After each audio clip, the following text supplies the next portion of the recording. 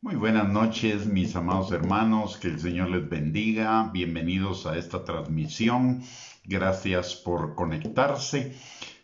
Hoy vamos a ver la tercera parte de nuestro tema, tiempos de preparación para la venida de Cristo, que como vimos en la cronología de los últimos tiempos, está de alguna manera muy cercana. Pero antes de iniciar nuestra enseñanza en la palabra el día de hoy, vamos a orar. Bendito Padre, te damos gracias, Señor, en el nombre de Jesús, por tu amor, tu gracia y tu misericordia, Señor, que son nuevas cada mañana para con cada uno de nosotros, Señor. Y hoy no ha sido la excepción, y tú nos has ayudado en este día para salir adelante en todas las cosas que hemos tenido que enfrentar, Señor. Gracias porque tú eres nuestro Padre bueno, nuestro Padre justo, santo, verdadero, Señor, que nos ama con amor eterno y que nos ha hecho la niña de sus ojos y sus hijos para que vivamos no solamente en la obediencia a ti, Señor, sino también en la plenitud de tus bendiciones, Padre. Te damos gracias, Señor, porque tú eres un Padre bueno, misericordioso, que nos guarda, nos protege, nos fortalece, Señor, que nos sana, nos restaura, nos liberta, que nos guía, Señor, a tus buenos planes de bien y no de mal para llevar nuestra vida como la luz de la aurora en aumento. Gracias, Señor, porque tú has sido nuestro proveedor y hasta aquí tú nos has ayudado y no tenemos ninguna duda, Señor, que tú nos seguirás ayudando en todas las cosas porque tú no cambias, Señor, y tu amor para con nosotros no cambia. Gracias, Señor, por haber enviado a tu Hijo Jesucristo a morir por nuestros pecados para que tuviéramos perdón de pecados y vida eterna. Y gracias también, Señor, por darnos tu Espíritu Santo, que es nuestro Maestro, nuestro guía, nuestro consolador, nuestro ayudador, nuestro empoderador y fortalecedor para todas las cosas, Señor. En esta hora, Padre, te damos gracias porque has hecho morar tu Espíritu Santo en nosotros y está en nosotros, con nosotros y sobre nosotros. En esta noche, Señor, te pedimos que la unción de tu Espíritu que está sobre cada uno de nosotros rompa todo yugo de mentira, de argumento y razonamiento falso que se oponga a tu conocimiento, a la obediencia a la palabra y a la vida abundante que tenemos en ti. Te pedimos, Señor, que tu Espíritu Santo nos guíe a toda verdad, abriendo nuestros ojos, abriendo nuestros oídos, pero por sobre todo preparando nuestro corazón para que tu palabra como semilla sea sembrada en la buena tierra de nuestro corazón y produzca fruto para la gloria tuya y para bendición nuestra, Señor.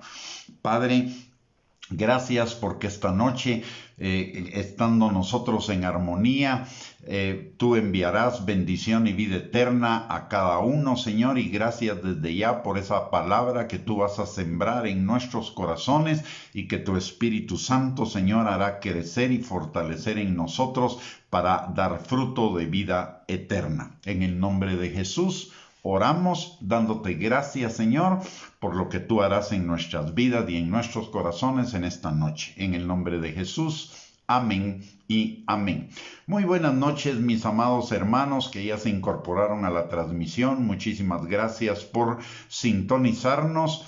Que el Señor les bendiga grandemente y abundantemente y que esta enseñanza sea para su edificación, exhortación y consolación y para estar preparados para nuestro encuentro con el Señor, que tarde o temprano y probablemente más temprano que tarde, cada uno de nosotros viviremos. Muy bien. Vamos a seguir desarrollando nuestro tema de los tiempos de preparación en función de lo que nos enseña la palabra en las 7 cartas a las 7 iglesias del libro de Apocalipsis en el capítulo 2 y 3. Y para ello hoy vamos a escudriñar lo que la palabra de Dios dice respecto a la iglesia de Tiatira. Y la carta a esta iglesia está en Apocalipsis capítulo 2, versículos 18 al 29, y tiene una característica especial. Es la carta más extensa de las 7 que está en el libro de Apocalipsis. Y recordemos que esta palabra es la revelación que Dios le dio a través de Jesucristo al apóstol Juan cuando éste estaba en la isla de Patmos, exilado por su fe en el Señor. Y dice la palabra: y escribe al ángel de la iglesia de Tiatira, el Hijo de Dios, el que tiene ojos como llama de fuego y pies semejantes al bronce bruñido, dice esto: yo conozco tus obras, y amor, y fe, y servicio, y tu paciencia, y que tus obras postreras son más que las primeras. Pero tengo unas pocas cosas contra ti, que toleras que esa mujer Jezabel, que se dice profetiza, enseñe y seduzca a mis siervos a fornicar y a comer cosas sacrificadas a los ídolos. Y le he dado tiempo para que se arrepienta, pero no quiere arrepentirse de su fornicación. He aquí, yo la arrojo en cama y en gran tribulación a los que con ella adulteran, si no se arrepienten de las obras de ella. Y a sus hijos heriré de muerte, y todas las iglesias sabrán que yo soy el que escudriña la mente y el corazón, y os daré a cada uno según vuestras obras. Pero a vosotros y a los demás que están en Tiatira, a cuantos no tienen esta doctrina y no han conocido lo que ellos llaman las profundidades de Satanás, yo os digo, no os impondré otra carga, pero lo que tenéis retenedlo hasta que yo venga. Al que venciere y guardare mis obras hasta el fin, yo le daré autoridad sobre las naciones y las regirá con vara de hierro, y serán quebradas como vaso de alfarero, como yo también la he recibido de mi Padre, y le daré la estrella de la mañana. El que tiene oído, oiga lo que el Espíritu dice a las iglesias. Para comenzar, Tiatira, o esta carta a la iglesia de Tiatira, comienza el segundo grupo de mensajes a las iglesias de Asia. En primer lugar, la iglesia de Éfeso se caracterizaba por su fidelidad a Cristo, pero con fallas en su amor. Se había enfriado en su amor al Señor. Luego siguió la carta a la iglesia de Esmirna, donde el Señor habla acerca de la fidelidad que se veía sometida a prueba de fuego, pero era una iglesia que era fiel. En la iglesia de Pérgamo también era una iglesia fiel, pero su lealtad carecía de pasión moral. Sin embargo, las tres iglesias eran fieles a la fe y no habían cedido ante los ataques del mal. Pero en el caso de la iglesia de Tiatira, así como de Sardis y de la Odisea, la situación era más grave, ya que muchos habían cedido de hecho ante la influencia desmoralizadora de enseñanzas falsas. Esta iglesia representa el tiempo de la oscuridad de la iglesia cristiana, que va más o menos del año 600 al año 1517 después de Cristo. El tiempo en que la doctrina que sostenía la iglesia era una doctrina errada. Y Jezabel representa a la jerarquía que tiene el control de toda la iglesia y que se autocalifica como profetisa, es decir, que supuestamente habla por Dios para determinar los artículos de la fe de la iglesia que no debían ser cuestionados. Es una iglesia que, contrario a lo que nos dice la palabra de Dios, demandaba una fe ciega, dogmática, en lugar de la fe informada que caracteriza al cristianismo bíblico. Aparte de ello, en esta iglesia no solo una minoría era indiferente, sino que muchos habían cedido, de hecho, ante las influencias desmoralizantes de las enseñanzas falsas. Por ello, los tres nombres y o descripciones con los que Jesús se identifica a sí mismo son Hijo de Dios, ojos como llama de fuego y pies semejantes al bronce bruñido, lo que habla de poder, de juicio, de purificación y de santidad, anticipando lo que él le va a demandar a la iglesia de Tiatira y a la iglesia universal y a cada uno de nosotros. Estos tres nombres hacen un contrapeso y establecen el balance perfecto, justo y santo a la bondad y al amor de Dios, recordando que si bien es cierto, Dios es amor y está lleno de gracia y lleno de misericordia, también es fuego consumidor, como nos lo enseña Deuteronomio capítulo 4, versículo 24 y Hebreos 12, versículo 29.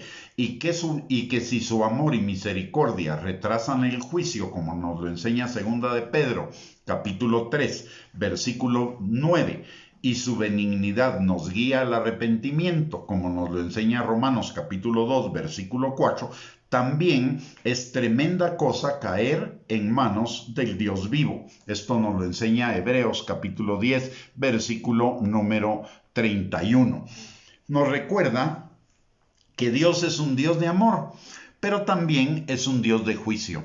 Un Dios que tiene compasión del pecador, pero que aborrece el pecado y que en su momento, si el pecador no se arrepiente, todo el peso de su juicio va a caer sobre el pecador, como lo menciona claramente en Romanos capítulo 1, versículos del 18 al 31, en relación a todos aquellos que rechazaron tomarlo en cuenta. En la palabra de Dios, en esta carta, dice el Señor: yo conozco tus obras y amor y fe y servicio y tu paciencia, y que tus obras postreras son más que las primeras. Notemos algo. Aquí nos está hablando de 4 fundamentos y un resultado de lo que es la verdadera vida cristiana. Una vida cristiana basada en el amor, en la fe, en el servicio y en la paciencia. Son 4 características de la vida cristiana. El amor, recordemos que de la palabra de Dios en Marcos capítulo 22, versículos del 36 al 40, nos enseña que toda la ley se resume en un mandamiento: amarás al Señor tu Dios con todo tu corazón, con toda tu alma, con todo tu ser, con todas nuestras fuerzas. Y como derivado de ello, amaremos al prójimo y nos amaremos a nosotros mismos, al ser espiritual que somos, al ser que Dios ha hecho de cada uno de nosotros, no el falso yo, el ego, que es lo que va a criticar el Señor a la iglesia de Tiatira, a ese falso yo que nos lleva a las obras de la carne, los deseos de los ojos y la vanagloria de la vida. Por otro lado, también es una vida de fe, y la fe, según nos lo enseña Hebreos capítulo 11, versículo 8, entre otros versículos, la fe es la obediencia a la palabra de Dios. Y también es una obra de servicio. El amor es servicio a los demás. Y la palabra de Dios nos enseña en Isaías 41, versículos 9 y 10, que además de salvarnos, el Señor nos llama a servirle, a ser sus siervos. Y por el otro lado, también la vida cristiana se caracteriza por una vida de paciencia ante las aflicciones, problemas, contrariedades, pecado, errores, malas decisiones, etc. Y es permanecer a pesar de todo ello y seguir adelante. Y como resultado de ello, las obras postreras son más que las primeras, es decir, la vida como lo dice también Proverbios capítulo 4, versículo 18, que la vida del justo es como la luz de la aurora, que va en aumento. Una característica de esta carta es que enfatiza muchísimo en el yo conozco.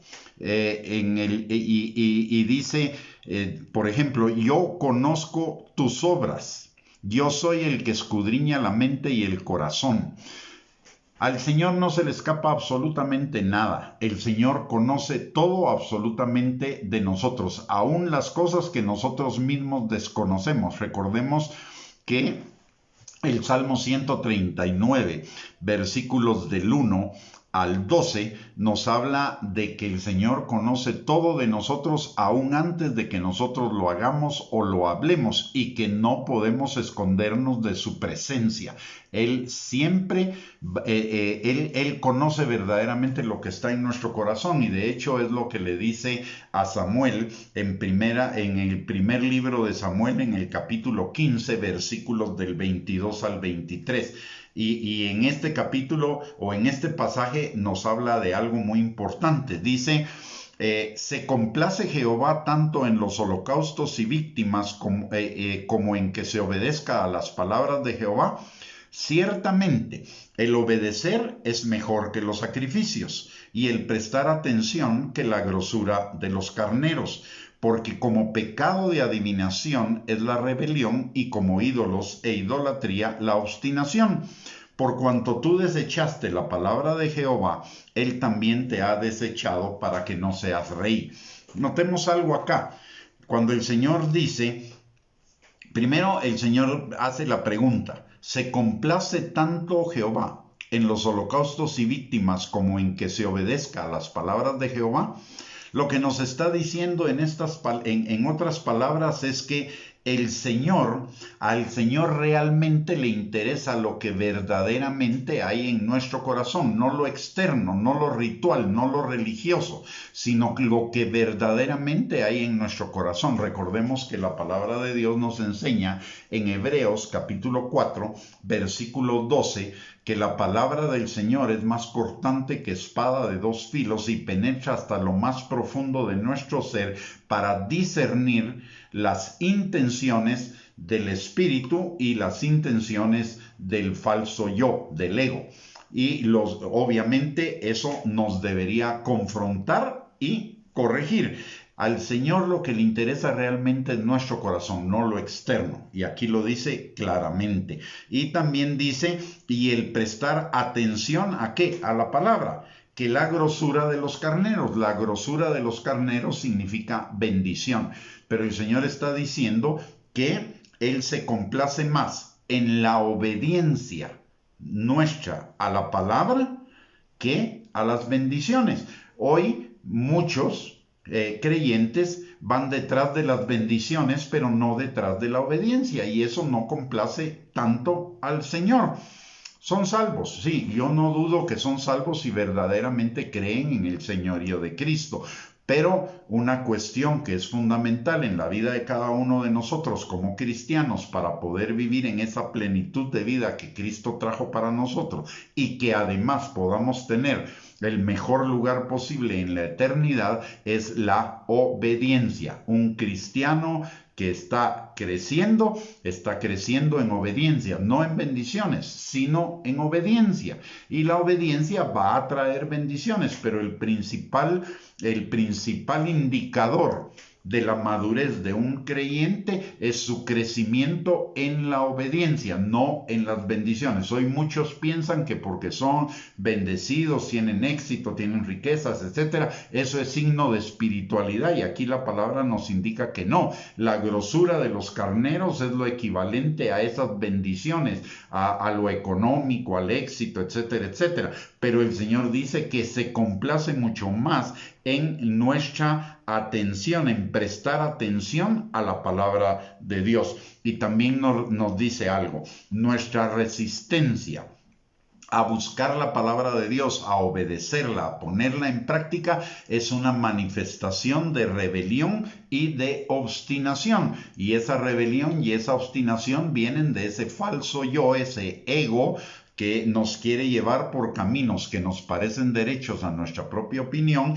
pero que son caminos de muerte. Pero el Señor, nuestro Padre, todo lo conoce, no lo podemos engañar, aunque aún antes de que lo digamos y lo hagamos, el Señor ya conoce nuestro corazón, no lo podemos engañar. Por ello es importante que usted y yo nos alineemos lo más que podamos con la ayuda del Espíritu Santo, del conocimiento de la palabra y de la oración, que son las tres acciones, digámoslo así, que nos llevan a la madurez de la vida del creyente. El Señor nos ayuda a través de esas cosas a la obediencia. El cuerpo humano necesita de 3 elementos para sobrevivir. Uno es el oxígeno, otro es el agua y otro es el pan, la comida. El espíritu necesita igual de esos 3 elementos. El oxígeno, ¿cuál es? El oxígeno es la oración. El agua es la comunión con el Espíritu Santo, la sujeción al Espíritu Santo. Recordemos que el Espíritu Santo es como ríos de agua viva que corren en nuestro interior, y eso implica la transformación. Entonces, el primer elemento que es el oxígeno, es ese aliento de vida, es la comunión con el Espíritu, con Dios, que nos da, que nos alienta, que alimenta, que fortalece nuestro espíritu. El segundo es la sujeción al Espíritu Santo, que es nuestro guía, nuestro enseñador, nuestro santificador, nuestro ayudador, nuestro consolador y nuestro abogado, además de nuestro intercesor. Y el tercer elemento, que es el pan, es la palabra de Dios. No solo de pan vivirá el hombre, sino de toda palabra que sale de la boca de Dios, nos enseña Jesús en Mateo capítulo 4, versículo 7. Entonces, lo que verdaderamente ve el Señor es nuestro enfoque en la oración, en la intimidad con Él. Recordemos que la palabra de Dios dice: deleítate a sí mismo en Jehová y Él te concederá los deseos de tu corazón. Y también Jeremías 33:3 dice: clama a mí y yo te responderé y te enseñaré cosas grandes y ocultas que tú no conoces. Por el otro, o sea, la oración debe ser nuestro deleite. Por el otro lado, también la palabra de Dios dedica un capítulo completo, que es Romanos 8, desde el versículo 1 hasta el versículo 39, donde nos habla de la vida en el Espíritu. Y la vida en el Espíritu es verdaderamente ser un hijo de Dios, es crucificar las obras de la carne por el Espíritu, que todas las cosas obren para bien, para que el carácter de Cristo sea formado en nosotros, la crucifixión de la carne, de la negación del yo, etcétera, etcétera. Y por el otro lado también la palabra de Dios es un alimento que necesitamos para fortalecer nuestro ser interior. Y entonces el Señor, eso es lo que le complace. Verdaderamente, más que los sacrificios, más que las cosas externas, más que lo ritual, es que nosotros realmente tengamos nuestro enfoque, nuestra concentración en el Señor en todo momento. Por eso dice que amemos al Señor con toda nuestra alma, con todas nuestras fuerzas, con todo nuestro ser. Es decir, enfocados en Él. Que Él sea verdaderamente, realmente el centro de nuestra vida. No solo que lo digamos, sino que lo pongamos en práctica. Ahora bien, lo siguiente que dice la palabra de Dios es que le está confrontando a esta iglesia en cuanto a que tolera a esa mujer Jezabel, que se dice profetiza, que enseñe y seduzca a fornicar y comer cosas sacrificadas a los ídolos. Esto es un llamado de atención al liderazgo. Ya en la introducción de la carta hablamos que Jezabel representaba una jerarquía eclesiástica que buscaba empoderarse a sí misma a costa de la palabra de Dios, declarando ciertas cosas que implicaban seguir ciegamente a esa jerarquía en lugar de seguir realmente al Señor. Buscaban una fe ciega en lugar de una fe informada en la palabra de Dios. Por eso en ese tiempo la lectura de la palabra de Dios estaba prácticamente prohibida y solo era algo que podía hacer la jerarquía eclesiástica, pero no todos los demás creyentes. Es decir, ellos reclamaban la propiedad de la verdad, cuando la propiedad de la verdad es para todos los creyentes. ¿Qué representa Jezabel o ese espíritu de Jezabel el día de hoy? En primer lugar, déjeme decirle que el espíritu de Jezabel es prácticamente un subalterno directo, un segundo del diablo. Jezabel es un espíritu que coordina, digámoslo así, a otro montón de espíritus que operan al interno de la iglesia para destruir el liderazgo genuino y para destruir la santidad genuina de la iglesia, de los creyentes. O sea, viene en contra de cada uno de nosotros para desviarnos de la verdadera devoción, santidad, obediencia a la palabra de Dios. El espíritu de Jezabel obviamente opera a través de ciertas personas, no necesariamente mujeres, sino también hombres y mujeres, en cualquier posición, sean miembros o sean líderes dentro del cuerpo de Cristo, y operan bajo un espíritu de la búsqueda de autoexaltación, orgullo, soberbia, jactancia, arrogancia, vanidad. Buscan alabanza y reconocimiento en lugar de la gloria de Dios. Y también buscan autocomplacencia, por eso habla de fornicación, pero también busca autogratificación, es decir, el obtener beneficios personales, no para la gloria de Dios, sino para sí mismos. La parte de los deseos de la carne es la parte de seducción. Utilizan las personas que están operando bajo el espíritu de Jezabel utilizan como una de sus armas la manipulación de cualquier forma, espiritual, emocional, intelectual, como enseñanzas falsas y o física, en el cultivo de una imagen, de una figura, de un atractivo físico, pero el objetivo de ello es obtener poder y control sobre otras personas. Ahí opera la seducción, y no necesariamente es seducción carnal o seducción sexual. Estas personas usan la salamería, el elogio no real, sino plástico, digámoslo así, o falso, para atraer simpatizantes. Un ejemplo de ello, del uso de esas cuestiones, Absalón, cuando estaba tratando de destronar a David. Absalón estaba a las puertas de la ciudad de Jerusalén, y cada persona que salía de la audiencia con el rey les decía a cada uno de ellos: si yo fuera rey, yo hubiera defendido aún mejor tu causa. O sea, estaba criticando sutilmente y con salamería a las personas para minar el liderazgo auténtico de David. O sea que el espíritu de Jezabel lo que viene es a minar el liderazgo de los verdaderos líderes de Dios. Y esto trae como consecuencia, primero que nada, oposición a las enseñanzas de los líderes. En segundo lugar, trae crítica, juicio, murmuración. Usa la crítica, el juicio, la murmuración para atraer adeptos, para atraer simpatizantes que minen el liderazgo de la iglesia.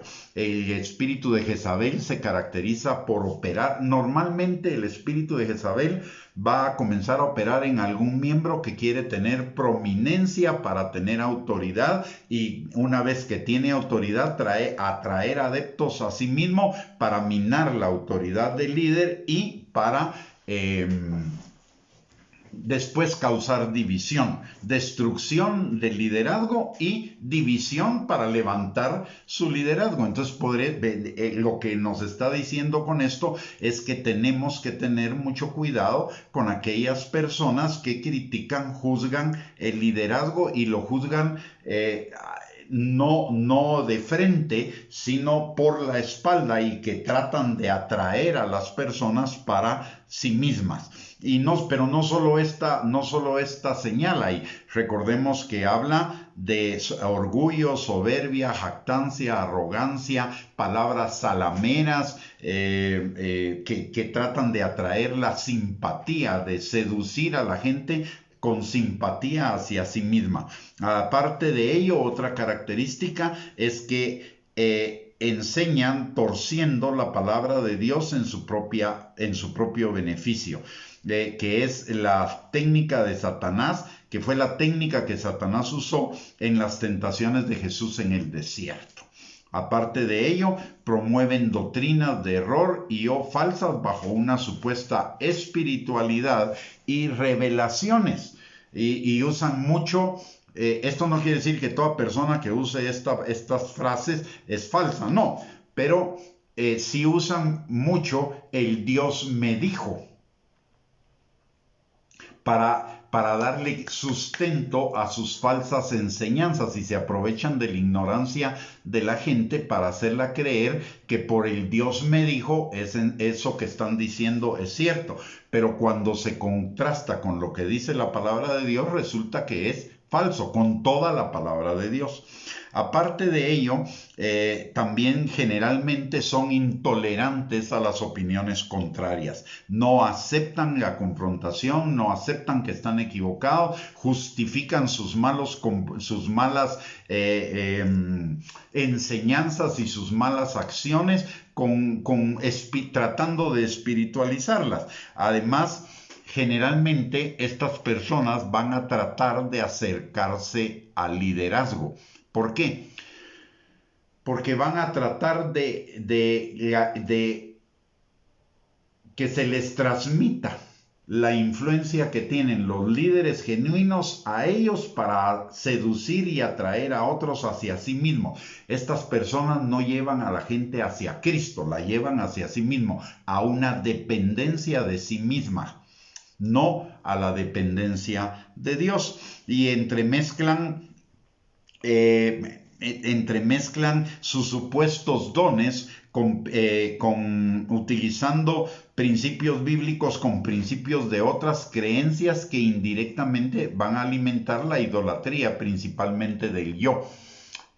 A esto se le llama hechicería, brujería, manipulación, control de personas mediante el uso de los dones y de su conocimiento bíblico más o menos que tengan, y es a lo que le llamamos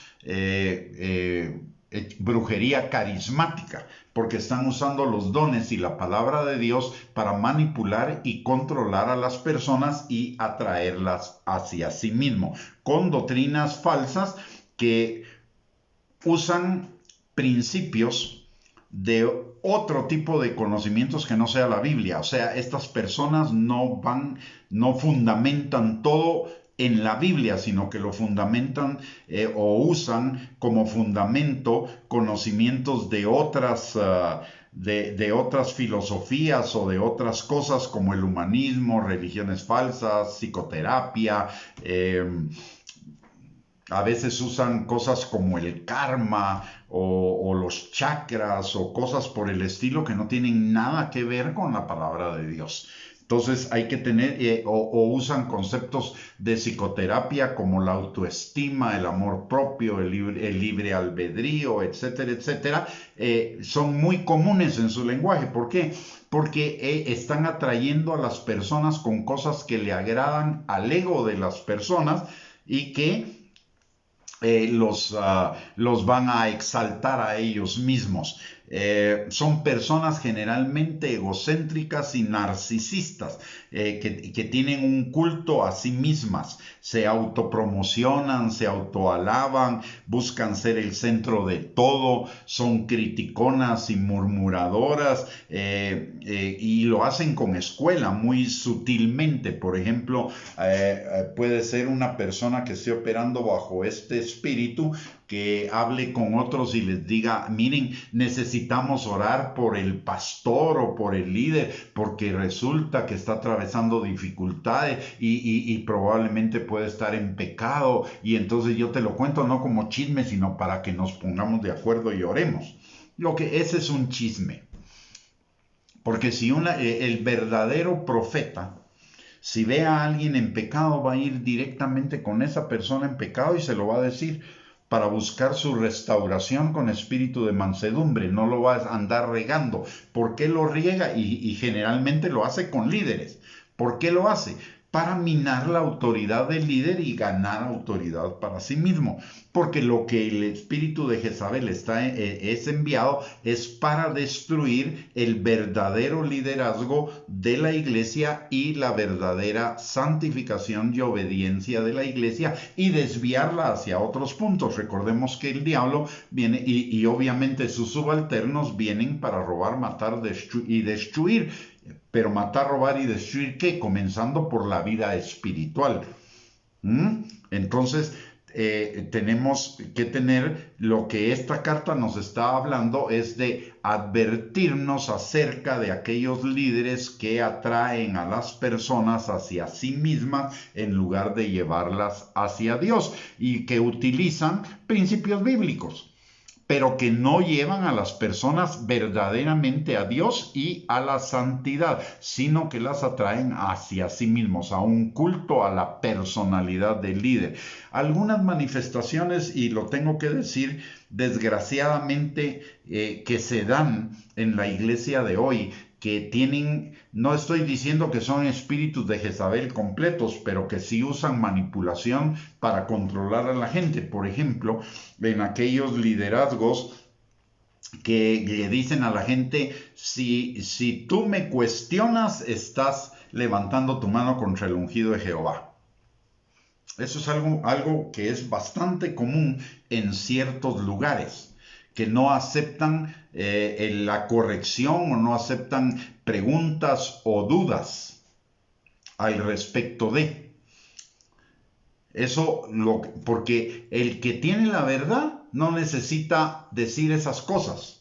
El que tiene la verdad va a aclararle al hermano que lo pueda confrontar o que lo pueda cuestionar. Mira, sí tenés razón en esto y en esto, o no tenés razón por esto, con argumentos bíblicos, pero no va a usar un argumento como ese que además está fuera de contexto.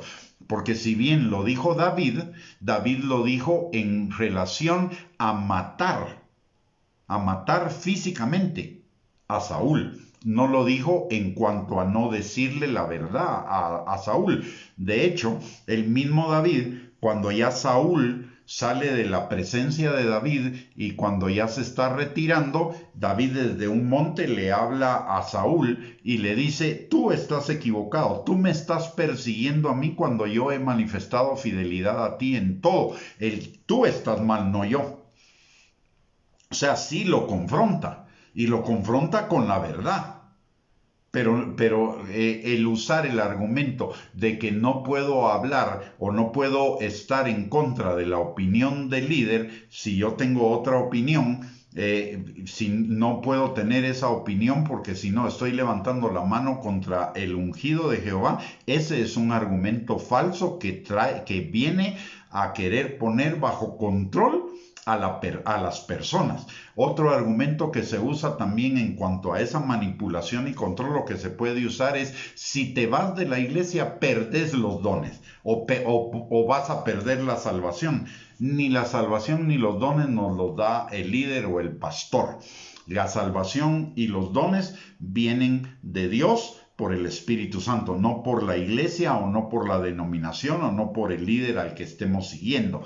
La salvación es segura en Cristo Jesús, no la puedo perder. Y los dones tampoco los puedo perder, porque la palabra de Dios dice que el llamado de Dios y los dones son irrevocables. Y la salvación es un don y los dones del Espíritu Santo son un regalo. Por lo tanto, no los puedo perder porque me voy de la iglesia o porque cambio de la denominación o porque dejo de seguir a un líder. Eso es, perdonen que lo diga con tanta claridad, pero eso es manipulación espiritual, abuso espiritual y querer controlar a las personas a través del temor. Y el temor es el arma del diablo, es un arma del diablo.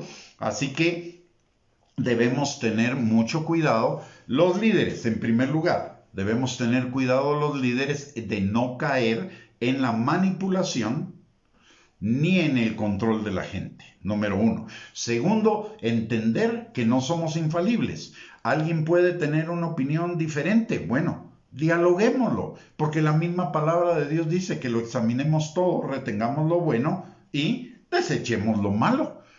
Y la palabra de Dios dice también que juzguemos toda profecía, toda palabra. ¿Por qué razón? Porque somos seres falibles, no somos perfectos, nos podemos equivocar. Debemos estar abiertos a la opinión de la otra persona. Lo que no deberíamos permitir es que otra persona manifieste su opinión diferente a la nuestra, tratando de seducir a los que están a su alrededor para ganar poderío y sin decírselo al líder. Debemos ser claros y transparentes. Si tenemos una opinión diferente que nuestro líder, pues ir con nuestro líder y hablarla en lugar de estarlo diciendo a nuestro alrededor sin que lo sepa digamos, la persona con la que difiero de opinión, porque entonces caigo en el chisme, en el juicio, en la murmuración, en la condenación, y esos son lenguajes del diablo, lenguajes del ego, para llevarme por caminos que me parecen derechos en mi propia opinión, pero su fin es camino de muerte. La palabra de Dios dice que si veo a un hermano en error, o a un hermano que está caído, o a un hermano que necesita ser restaurado en algún área, no dice que lo chismee con todo el mundo o que lo hable con todo el mundo. Dice que vaya con él y lo restaure, le hable con espíritu de mansedumbre, no sea que posteriormente yo vaya a caer en lo mismo. Entonces necesito ser transparente con mis líderes. Ya, si el líder usa la manipulación o el control como lo que hemos hablado, eso ya es otro tema. Y en ese caso, pues necesitamos tomar una decisión al respecto. Pero hablando de frente, no hablando a las espaldas, porque ahí puedo estar cayendo en un espíritu de manipulación, en un espíritu de Jezabel. Y el líder también tiene que tener la amplitud de mente para aceptar y dialogar, para no caer en la manipulación y en el control. Hay otra cosa, y miren, hoy tenemos que tener mucho cuidado con aquellas personas que son egocéntricas o narcisistas. El narcisista es aquel que crea a su alrededor y hace cosas para un culto a sí mismo, para la autopromoción, la autoalabanza, buscar el centro de todo y tomar poder y autoridad. Ese es un narcisista, el que quiere controlar la vida de los demás. El egocéntrico es alguien egoísta que está buscando su propio beneficio, pero sin manipular, sin controlar, sin caer en el tipo de buscar la autopromoción o la autoalabanza. Esa es la diferencia entre un egocéntrico y un narcisista. La Biblia nos habla claramente de los narcisistas en 2 de Timoteo, capítulo 3, versículos del 1 en adelante, del 1 al 7, más o menos. Y la palabra de Dios dice esto. Y lo está diciendo a la iglesia para que la iglesia tenga cuidado. Y hoy vemos muchas manifestaciones de esto en la iglesia. Dice que es una señal de la proximidad de los últimos tiempos. Dice la palabra, también debes saber esto, que en los postreros días vendrán tiempos peligrosos, porque habrá personas amadoras de sí mismas, de su ego, avaras, vanagloriosas, soberbias, blasfemas, o sea, enseñanzas falsas, desobedientes a los padres, ingratas, impías, sin afecto natural, implacables, calumniadoras, intemperantes, crueles, aborrecedoras de lo bueno, traidoras, impetuosas, infatuadas, amadoras de los deleites más que de Dios, que tendrán apariencia de piedad, pero negarán la eficacia de ellas. A estas evita, porque de estas son las que se meten en las casas y llevan cautivas a otras personas cargadas de pecados, arrastradas por diversas concupiscencias. Estas siempre están aprendiendo y nunca pueden llegar al conocimiento de la verdad. Y de la manera que James y Jambres resistieron a Moisés, así también éstas resisten a la verdad. Personas corruptas de entendimiento, réprobas en cuanto a la fe. Y notemos, no está hablando de personas del mundo, está hablando de personas dentro de la iglesia. Por supuesto que en el mundo está así también. De hecho, esto define una personalidad narcisista y según los científicos de la conducta, aproximadamente entre un 10 y un 15% de las personas en este tiempo siguen este patrón narcisista. Generalmente estos son abusadores emocionales, espirituales, económicos, físicos, sexuales, espirituales, etc. Pero aquí nos está advirtiendo de personas dentro de la iglesia, porque dice que tendrán apariencia de piedad, pero negarán la eficacia de ella. Quiere decir, hablarán de la palabra de Dios, pero a la hora de las horas, a la hora de aplicar la palabra de Dios, no la aplican. Solo es externo, apariencia de piedad, apariencia de devoción, apariencia de religiosidad. Pero los hechos de su vida demuestran todo lo contrario. Niegan lo que ellos mismos dicen, por un lado. Por el otro lado, dice que serán amadoras de los deleites más que de Dios. O sea, aparentemente aman a Dios, pero más se aman a sí mismas. ¿Sí? Aparte de ello, dice que son personas que resisten a la verdad, corruptas de entendimiento, réprobas en cuanto a la fe. Miren, hay que tener cuidado.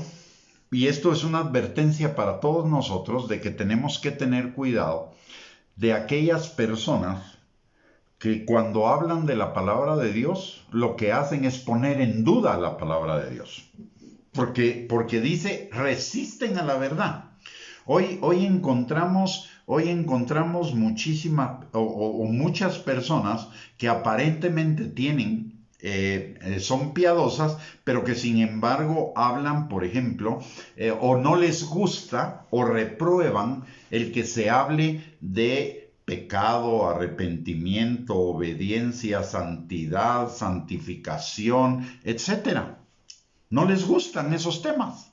Y esos temas son temas esenciales, centrales en la palabra de Dios. No les gusta que se hable de que la voluntad de Dios para cada uno de nosotros es la santificación. No, ellos desvían la atención de la verdadera voluntad de Dios a cosas secundarias. Resisten a la verdad y esa es una característica de un falso profeta. Si vemos los profetas verdaderos en la palabra de Dios, tanto en el Antiguo Testamento como en el Nuevo Testamento, todos los profetas hablaban contra el pecado, hablaban de la santificación, de la obediencia, del arrepentimiento. Y Dios no cambia.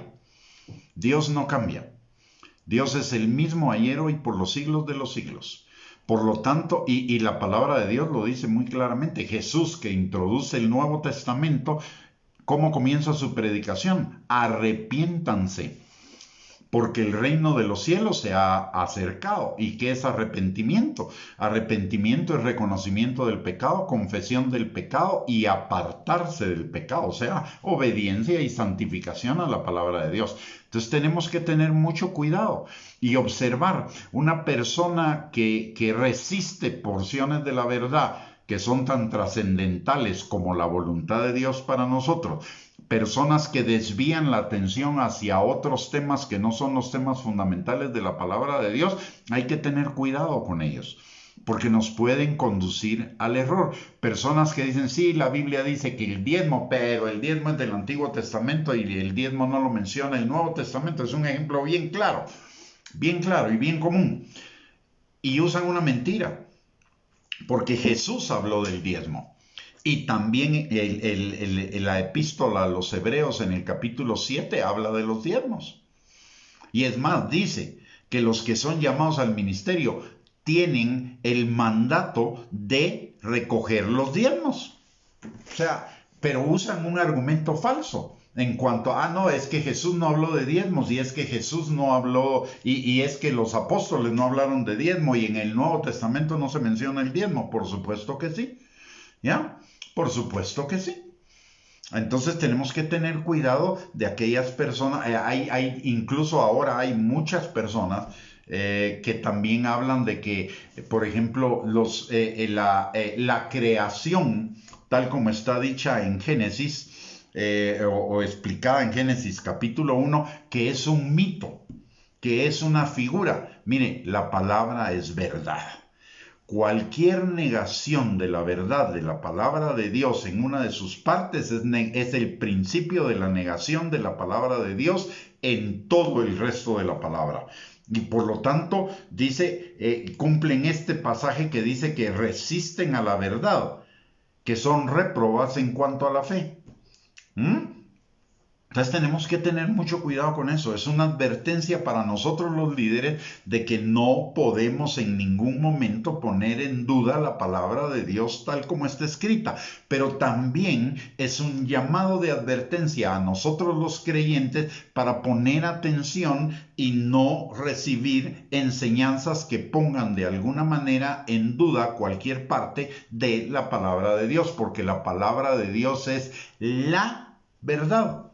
O sea, es totalmente verdad, desde Génesis hasta Apocalipsis. Y eso también nos lo hace de advertencia la palabra de Dios en Apocalipsis, en el capítulo número 22.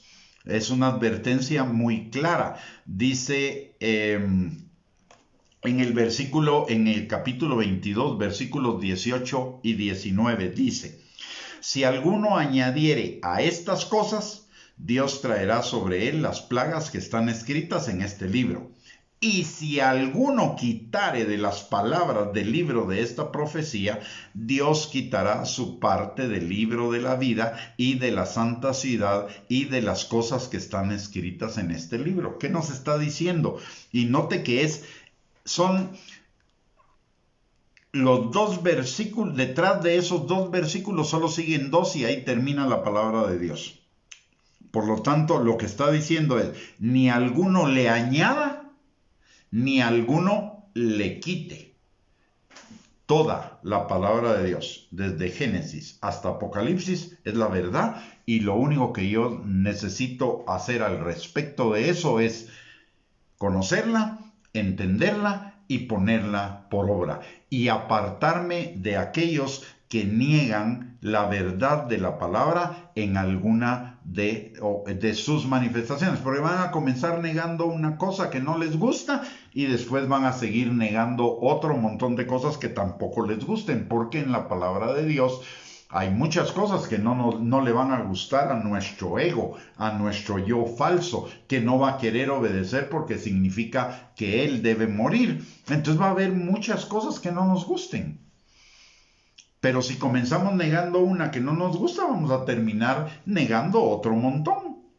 Entonces tenemos que tener mucho cuidado de eso. Y la palabra de Dios nos dice respecto a estas personas que aparentan piedad, pero niegan la eficacia de ella, que son amadoras de los deleites más que de Dios, del dinero, de los placeres, de la autopromoción y la autoalabanza. Dice la palabra, a estas evita. No quiere decir que no las amemos, ni que no oremos por ellas, ni que no bendigamos, ni que no las llevemos delante del trono del Señor para que el Señor obre en ellas y las convenza de la verdad. Pero sí dice que de lejitos, que las evitemos. ¿Para qué? Para evitar que dañen nuestro corazón. Recordemos lo que dice Proverbios capítulo 4, versículo 23. Sobre toda cosa guardada, guarda tu corazón, porque de él mana la vida. Si no guardo mi corazón, mi corazón no va a producir vida, lo que va a producir es corrupción y muerte. Entonces tengo que guardar mi corazón, y parte de lo que dice en los versículos que son el contexto es que tengo que guardar lo que oigo, lo que pienso, lo que veo y lo que hablo. Entonces tengo que tener mucho cuidado, y si hay una persona que está haciendo minar mi fe, pues lo mejor es de lejitos. Como dice un dicho aquí en Guatemala, de lejos se ven los toros y de cerca se torean. ¿Qué quiere decir eso? Mejor de lejitos los veo, pero no me acerco porque me van a cornetear, me van a causar un daño.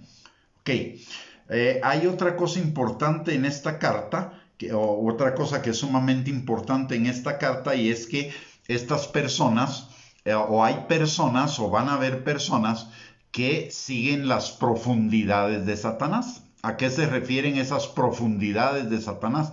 Mire, hay algunos que conocen más de los demonios y le pueden identificar cualquier cantidad de demonios, pero no tienen un conocimiento amplio y completo del Espíritu de Dios. Y esto puede caer en el ocultismo, espiritualizado, por supuesto, pero conocer más al diablo y estarle dando de alguna manera la gloria al diablo, diciendo es que el diablo hace y el diablo aquí y el diablo allá, es glorificar al diablo, y eso ya es ocultismo, es una especie de ocultismo disfrazado. Hay que tener cuidado. Hay que tener cuidado con eso. Yo no soy llamado, en ninguna parte de la Biblia me dice que conozca a Satanás y a todos los demonios. Lo que sí me dice es que conozca al Señor y al Espíritu Santo. Y el Señor y el Espíritu Santo van a guardar mi corazón de toda influencia del diablo. De hecho, el mayor enemigo que usted y yo tenemos no son ni el diablo ni los demonios. El mayor enemigo que usted y yo tenemos es el yo, ese ego falso que busca los deleites de la carne, los deleites de los ojos y la vanagloria de la vida, que son caminos que nos parecen derechos en nuestra propia opinión, pero su fin es camino de muerte. De quien nos tenemos que cuidar es del ego, porque el ego es la puerta de entrada del diablo y de las tentaciones del diablo. Pero si nosotros no tenemos ego, el diablo nos hace los mandados, simple y sencillamente no tiene parte en nosotros, como dijo Jesús. Ya viene el príncipe de este siglo, pero no tiene nada en mí. ¿Por qué? Porque Jesús no tenía ego. Entonces, lo que el diablo hiciera, le traía sin cuidado, no iba a impactarlo. Del que nos tenemos que cuidar es del ego. Por eso la Biblia dice, es necesario que Jesús crezca en mí y yo mengüe. No es opción, es necesidad. ¿Por qué? Porque el ego es nuestro mayor enemigo, y la carta a la iglesia de Tiatira está haciendo énfasis en ese aspecto, en el aspecto de combatir el yo, de combatir todos los engaños del yo, para buscar deleites, para buscar gratificación, para buscar vanagloria. Y otra cosa importante que dice esta carta es que a los que andan en esos caminos les ha dado tiempo para que se arrepientan, pero no quieren arrepentirse. Y eso nos habla de algo, nos manda un mensaje. Necesitamos siempre tener un corazón listo y dispuesto al arrepentimiento, que es la mejor actitud y remedio respecto a nuestros pecados, problemas, circunstancias difíciles, errores, fracasos, etc., que son desviaciones respecto a que son el resultado de desviaciones respecto a la voluntad de Dios. Necesitamos tener un corazón verdaderamente dispuesto al arrepentimiento, porque si no nos arrepentimos viene mal contra nosotros, como le está advirtiendo el Señor a la iglesia de Tiatira. Por cuanto que no se han arrepentido, van a venir sobre ellos muchos males. Entonces, la mejor manera de evitar problemas, circunstancias difíciles, contrarias, etcétera, es tener un corazón arrepentido. Pero ese corazón arrepentido implica ir a la palabra de Dios y darnos cuenta de aquellas cosas que no nos gustan de la palabra, porque esas son las cosas que nos están desviando de la verdad. El ignorar lo que la palabra de Dios dice que nos disgusta. Y ese no es nuestro hombre espiritual el que las quiere ignorar. Ese es el ego, porque va a implicar que ese ego tiene que morirse. Entonces tenemos que tener un corazón dispuesto a ir a la palabra y que la palabra nos confronte. Mire, es doloroso, a veces es doloroso, porque la palabra nos va a confrontar y eso nos va a doler. Pero ¿sabe una cosa? Ese dolor va a transformarnos. Y ese dolor que produce el ser confrontado nos va a corregir y nos va a llevar a otro nivel de vida espiritual, de madurez, de santidad, y a otro nivel de bendición en el Señor. Y más importante aún, a otro nivel en la eternidad, que es eterno. Así que vale la pena. No rehuyamos la confrontación de la palabra. Dice 2 de Timoteo capítulo 3, versículos del 16 al 17, que toda la escritura es inspirada por Dios y útil para enseñar, instruir, redarguir, que es confrontar, y corregir, a fin de que estemos preparados para toda buena obra. Así que nos conviene. No rehuyamos, no seamos como esas personas que resisten a la verdad, que se dejan manejar por la corrupción de ese ego engañoso y perverso, ese falso yo, y que nos lleva a ser reprobados en la fe. Un corazón arrepentido. Y notemos algo acá que es bien importante y es hermoso. Dice a los que están firmes en la fe, fieles en la fe, dice: no os impondré otra carga, pero lo que tenéis, retenedlo hasta que yo venga. Y ese retenerlo significa con todas las ganas, con todas nuestras fuerzas, con todo nuestro entendimiento, con todo nuestro ser. No nos debemos desanimar. La paciencia, la resistencia ante todos los ataques del ego y del diablo y de las circunstancias y del mundo, lo que debe hacer es reafirmarnos en la fe para retener lo que ya tenemos hasta que el Señor venga. Y entonces al que venciere y guardare sus obras hasta el fin, yo le daré autoridad sobre las naciones y las regirá con vara de hierro, y serán quebradas como vaso de alfarero, como yo también la he recibido de mi Padre, y le daré la estrella de la mañana. El que tiene oído, oiga lo que el Espíritu dice a las iglesias. O sea, imagínense qué hermoso esa resistencia, ese mantener lo que el Señor nos ha dado, esa fe, esa obediencia, esa santificación, e irla desarrollando, lo que nos va a dar un privilegio hermoso, un privilegio maravilloso. En el milenio y en la eternidad vamos a gobernar con Cristo las naciones. Nos va a dar autoridad para su gloria, no para la nuestra. Pero mire esto maravilloso.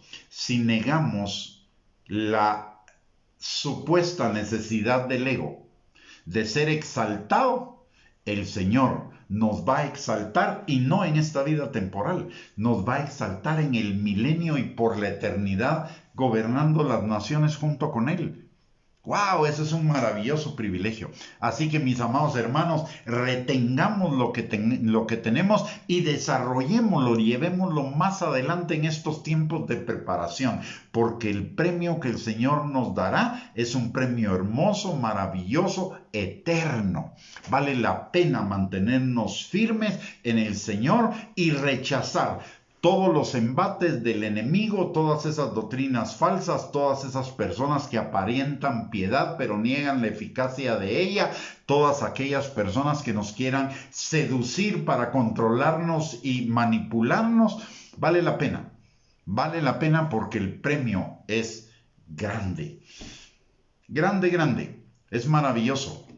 Así que en el Señor, la vida en el Señor, la vida en la obediencia, la vida buscándolo a Él, siguiéndolo a Él, es hermosa, maravillosa, y al final es aún más hermosa y maravillosa. Así que ánimo, mis amados hermanos, y sigámonos preparando para ese encuentro con nuestro amado Señor Jesús, con el Padre.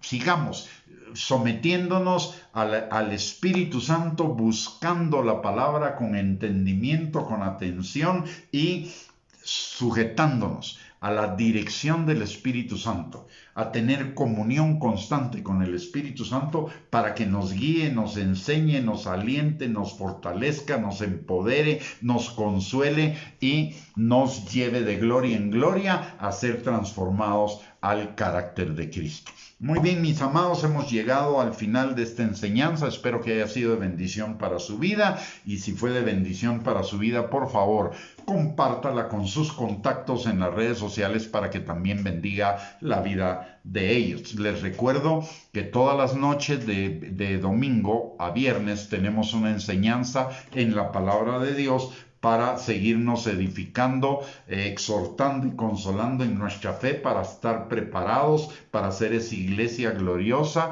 que el Señor está preparando para Él, para cuando nos toque presentarnos delante del Señor, ya sea por el arrebatamiento o porque nuestros días aquí en la tierra ya terminaron y vamos de regreso a la casa del Padre.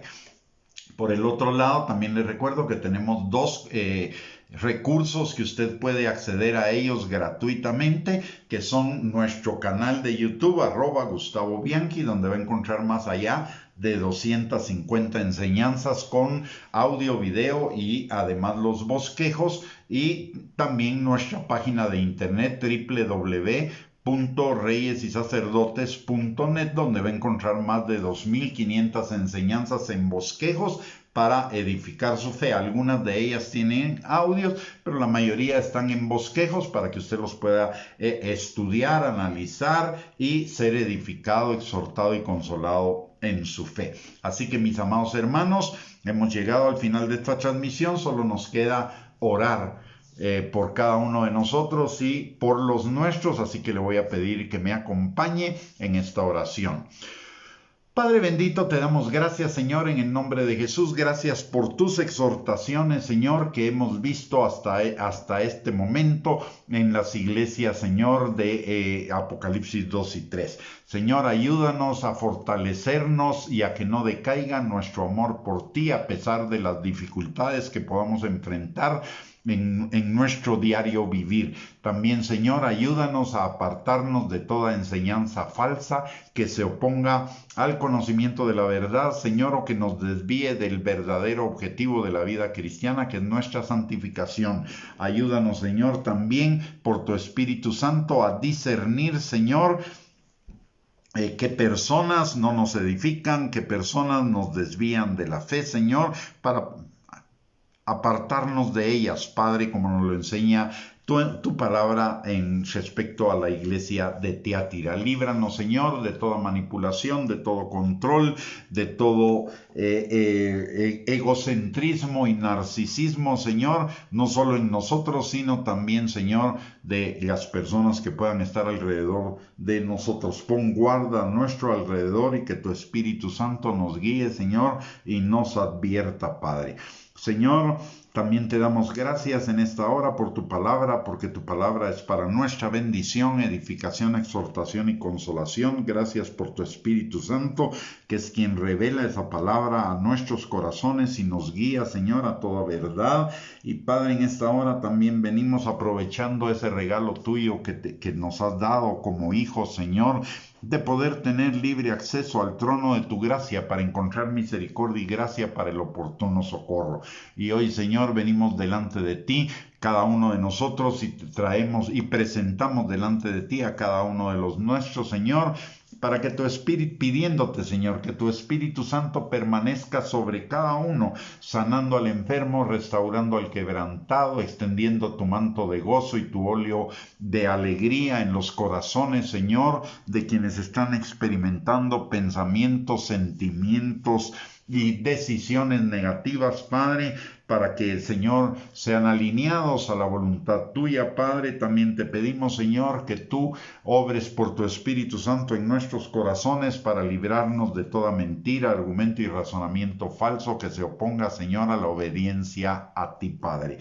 Señor, también te pedimos que tú suplas toda necesidad conforme a tus riquezas en gloria en Cristo Jesús, y levantamos a los nuestros, Señor, delante de ti, para que si hay alguno, Señor, que todavía no te conoce, tu Espíritu Santo los atraiga con lazos de amor a ti, Señor, y entreguen sus vidas a ti, se vuelvan a ti de todo corazón. Si alguno, Señor, está en el camino del Hijo pródigo, que tu Espíritu Santo, Señor, los convenza de pecado, los traiga al arrepentimiento, los vuelva en sí y regresen a ti, Señor. Si alguno se ha enfriado en su fe, que tu Espíritu Santo avive, Señor, ese fuego. Se ha enfriado en el amor, Señor, que tu Espíritu Santo avive ese fuego en ellos, Señor, y ese amor sea restaurado y aún aumentado, Padre. Y también, Señor, si alguno se está debilitando en su fe, que tu Espíritu Santo obre en su vida, Señor, para fortalecerlo, empoderarlo y afirmarlo en la fe.